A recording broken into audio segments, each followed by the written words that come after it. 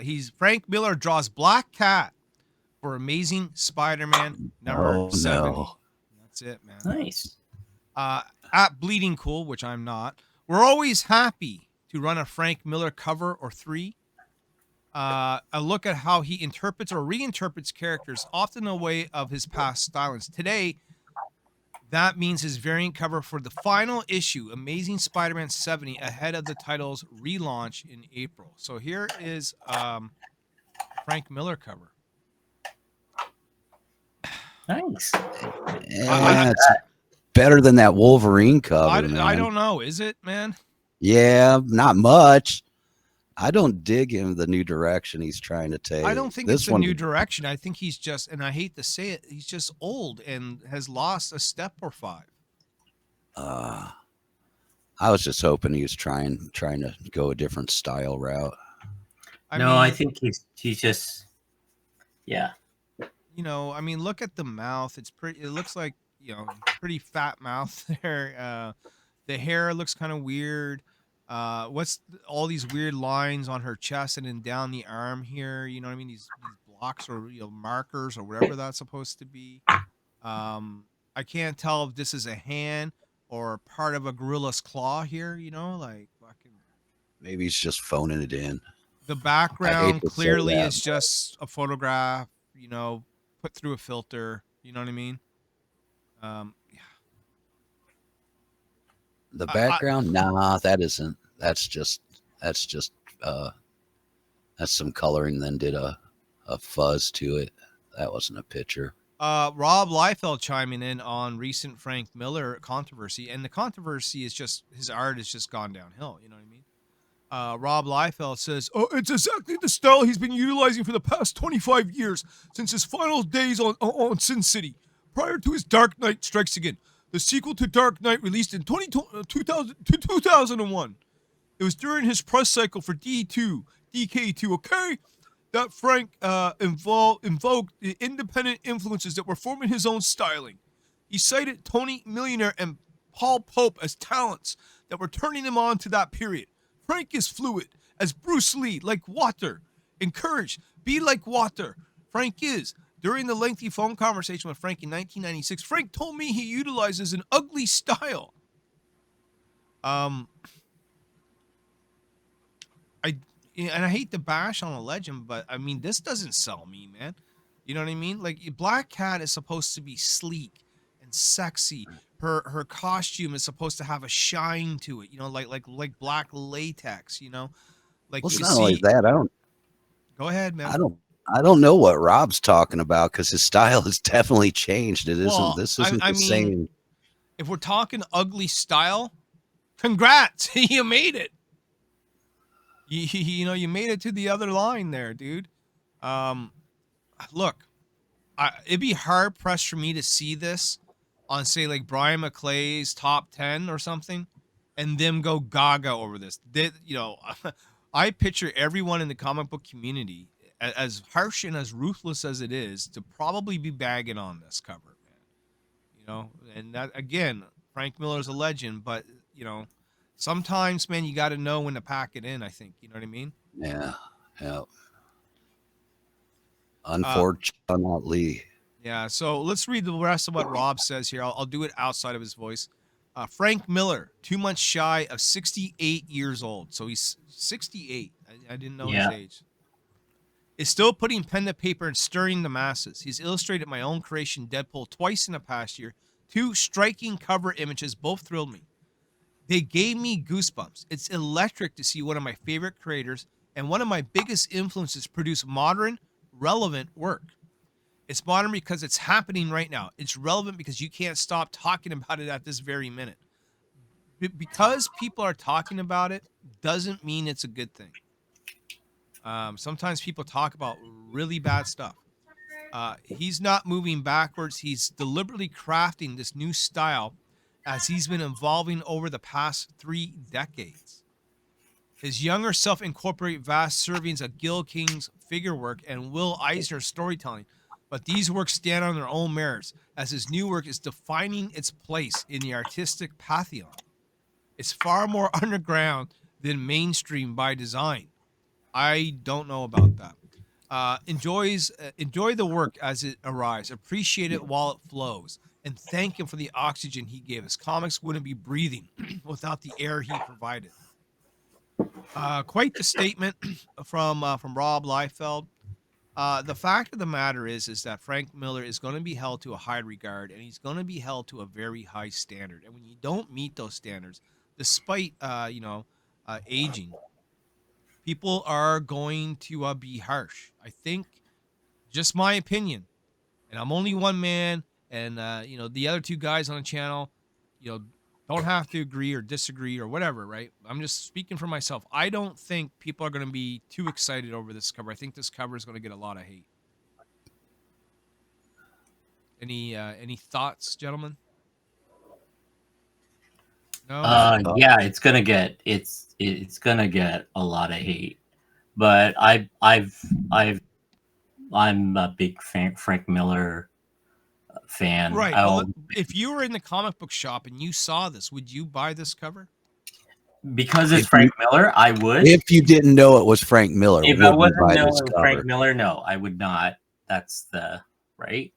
But again, it's my go-to book all the time is Ronin.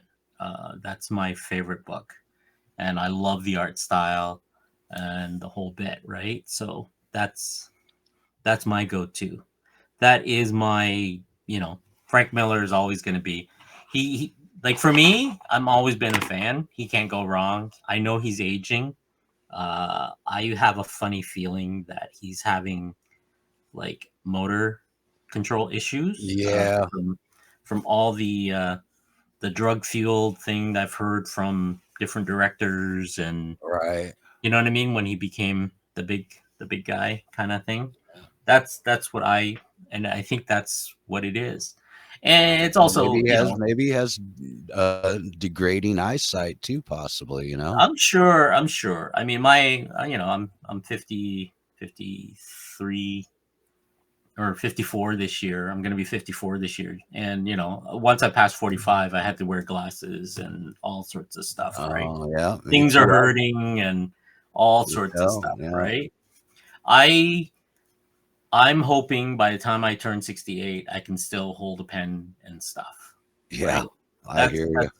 That's really what it is. It's the late night, very little sleep lifestyle, grinding away for McDonald's Happy Meal. Bill, anything you want to add before we wrap the segment up? No, I don't know. To say it's the same style, I don't see it, and if it is that he just wanted to change up his style a bit, people are so used to what they're originally seeing from Frank. Yeah. And he didn't do these, if you're not doing like style changes, if you're not being versatile and style changes earlier on and you have a set style and look, it's kind of hard to try and throw a new style in there when people are so set on what your old style was that they know you for. It just makes it a hard sell. I agree. And people, if you agree, let us know down in the comments section below. If you disagree and you think this is a stellar piece, I also want to know that down in the comments section below. And by the way, currently right now, we have a live Kickstarter for Niobe Outbreak number 4. And quite honestly, I hate to again bash the legend, but our covers are a lot nicer than this. So come to the Niobe Outbreak number 4 Kickstarter, running all month long, and back your favorite cover today. And also stay tuned for a word from our sponsor. All right, guys, today's sponsor is me. That's right, Austin. It was me. It was me all along. And of course, what we are talking about today is the Niobe Outbreak number 4 Kickstarter, live for the next 28 days of the time of this recording. And hopefully you guys jump on this nice and early. We have 10 great variant covers to choose from. I'm going to quickly show you now what we got going on. Man, this is the 4th installment of a 5-part miniseries. We're coming near to the end, coming to the conclusion. Now is the perfect time to jump on. Cover A by Juan Antonio Altaveras. Cover B by LC Faritas. Cover C by Locke Wynn. Cover D by Antarctic Press founder and legend Mr. Ben Dunn. Bucket list artist for cover E, Ali Garza. Keith Garvey, Zenoscope legend. We got Narcilio Souza with the Dance Till You Drop set. Here's a great one featuring the girls partying it up downtown style in their superheroic clothing. Here we got them in their civvies. And here they're feeling a little hot, a little spicy. And we have from Image Comics legend, John Stinsman, known for his work with Evangeline, Team Youngblood, Scarlet Crush, and Lady Pendragon, coming over here with Niobe for this epic battle cover. We have it on digital. We have it on physical. We have everything that you need, everything that you're missing. It's all right here. And on top of that, the complete catch-up bundle, man, go back years past. We've been doing this now for a decade. Lots to catch up on. Lots of artwork here to check out. Some of the great pages by Juan, by Dan Overa with the colors, man. We also have the cosplay edition available for you as well, with Niobe cosplaying as the one and only Chung Li. Do you want to see my Kung Fu? We have signed books. These Jamie Tyndall books, they're sold. But the John Stinsman books, we still have some of those available. Jump on these right now before they're gone. Same thing with the Niobe cards, as you can see, sold. Sybil is available. Sold, sold, sold, sold. So one of the cards is still left as of the time of this recording. I can't promise 5 minutes from now it's still going to be there. I can't promise you that. So if you want it, want original art, now is the time.